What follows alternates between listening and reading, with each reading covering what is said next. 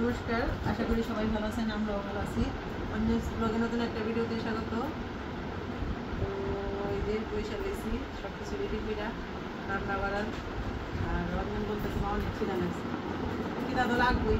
মনে করেন এত মন ধরে কইতাছি যে চলো চলো। মিটারে তো কারেন্ট ছিল না, মিটারের টাকা বললাম করলাম, কারণ মিটারে কারেন্ট ছিল না, আমাদের অন্ধকার ছিল, তাই মানে তারপরে রান্নাটা করতে যেতে পারিনি।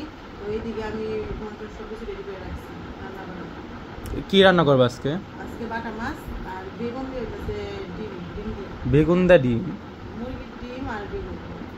এটা আবার কিরকম রান্না? এটার নাম জানি না, এটা মানে মনের মতো একটা রান্না। বেগুন দিয়া ডিম।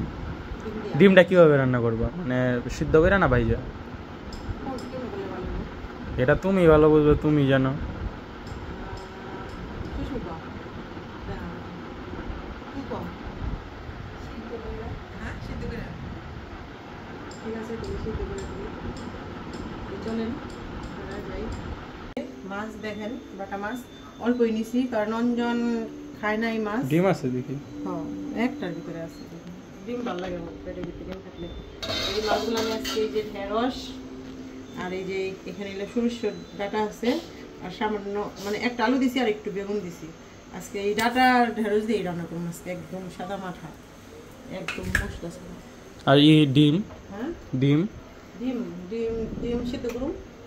আর ডিম দিয়ে হইতেছে এই যে দেখো, এই যে দেখেন ডিমের জন্য এখানে পেঁয়াজ কেটে রাখছি। আর এই যে দেখেন এরকম বড় বড় সাইজের বেগুন দিবা? বেগুনটা সুন্দর করে লাল লাল করে ভাইজা দেখেন আপনারা। মুখে এত কিছু মানে বলা যায় না। করে এটা পুড়া গেল। জিরা না দিয়ে দিলাম, হলুদ লবণ মাখাই নিলাম।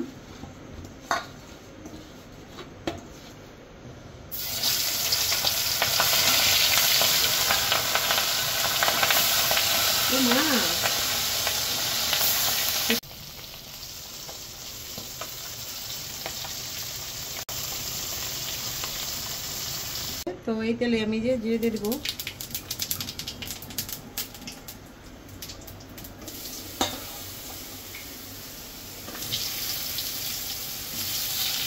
একটুখানি আলু দিচ্ছি,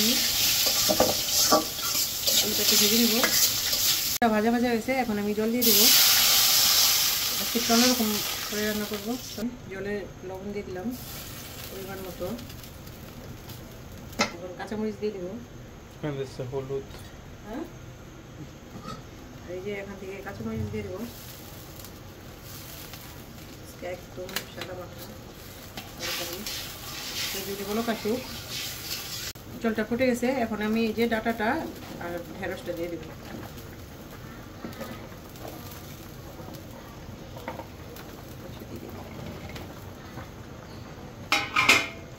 একসাথে দিলাম কারণ ডাটাটা একদম নরম, সিদ্ধ হোক।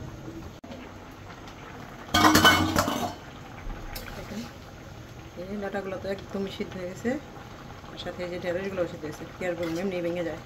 এখন এই যে মাছটা দিয়ে দিব, মাছটা দিয়ে একটা সোমবার দেবো।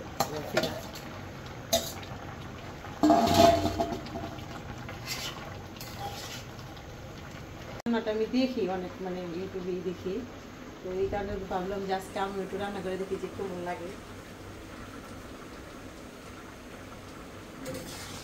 আশা করি ভালোই লাগবে। এখানে একটু ভাজা মানে জিরা ভাইজা আমি একটু গুঁড়ো করে নিয়েছি, এই যে উপরে দিয়ে দিব।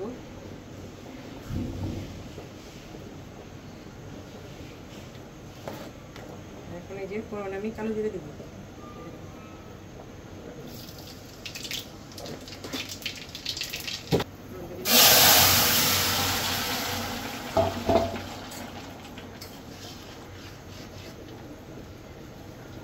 জানি না খেতে কেমন হয়, রান্না তো করলাম।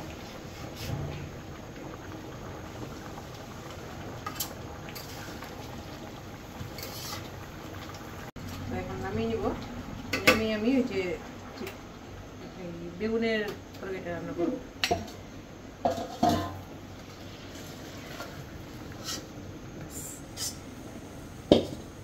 মাছের তরকারিটা তো রান্না শেষ, তো এখন আমি এই যে যাই বলেন বেগুন সুন্দরী না ডিম সুন্দরী জন্য তো সেটা রান্না করতেছি। প্রথমে বেগুনটা ভেজে নেব খুব ভালোভাবে, কড়া করে ভেজে নেব।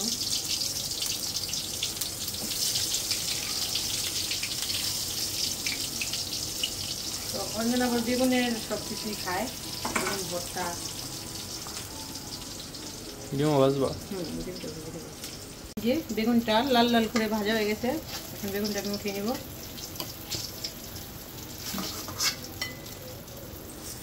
আর অতটা পোড়া পোড়া করলেও ভালো লাগবে না, তাই না?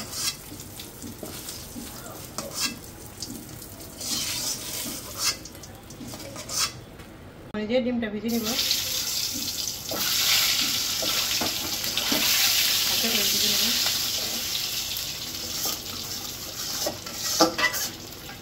ডিমগুলো ভাজা হয়ে গেছে, তো ডিমগুলো উঠে নেব।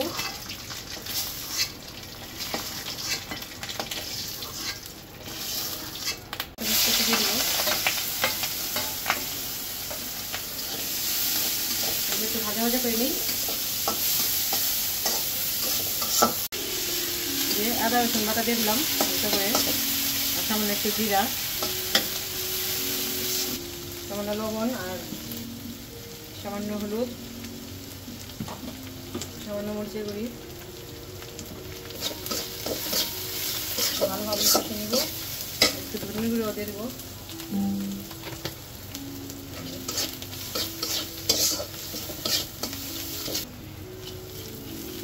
ভাজা ভাজা হয়ে গেছে, এখন একটু হালকা জল দিয়ে দেবো।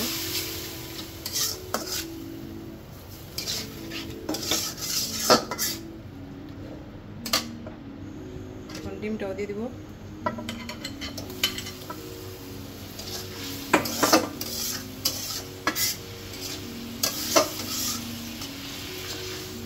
এখন আমি সামান্য গরম মশলা দিয়ে দেবো।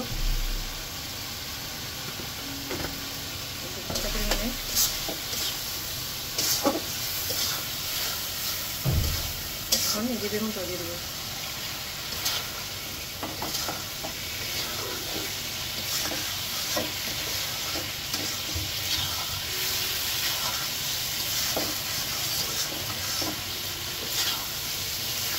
রান্নাটা হয়ে গেছে, এখন নামিয়ে নেব।